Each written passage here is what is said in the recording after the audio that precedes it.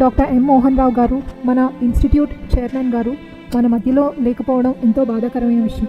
28 October 2025న sir మరణించారు. So 1987 batch civil సర్వెంట్గా వర్క్ చేశారు. సో సార్ 1987లోని సివిల్ సర్వీస్ ఎగ్జామ్ని క్రాక్ చేశారు. సో ఇప్పుడు మనం సివిల్స్ ఎగ్జామ్ గురించి మాట్లాడుకుంటే కనుక civil service exam it is not an easy thing. So civil service ఎగ్జామ్ని క్రాక్ చేయడానికి extreme discipline, consistency and perseverance అనేది చాలా ఇంపార్టెంట్. బట్ సార్ 1987లోనే ఆ ఎగ్జామ్ని క్రాక్ చేసి ఎంతోమందికి ఇన్స్పిరేషన్గా నిలిచారు. సార్ ఐఏఎస్ ఆఫీసర్గా సెలెక్ట్ అయిన తర్వాత భోపాల్లో సర్వీస్ కంటిన్యూ చేశారు. భోపాల్లో especially water conservation practices, that is rain water harvesting and roof top water harvesting అన్న వాటర్ కన్జర్వేషన్ ప్రాక్టీసెస్ని స్టార్ట్ చేశారు అండ్ ఇంప్లిమెంట్ చేశారు, especially at the ground level.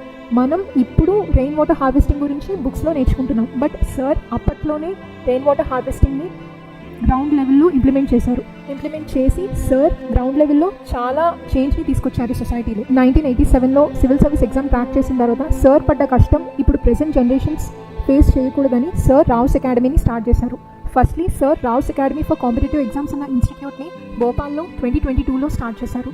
తర్వాత 2024లో Rao's academy for competitive exams బ్రాంచ్ని హైదరాబాద్లో లాంచ్ చేశారు. సో ఈ రోజున సార్ అందరికీ ఒక ఇన్స్పిరేషన్, స్ఫూర్తిదాయకంగా నిలిచారు.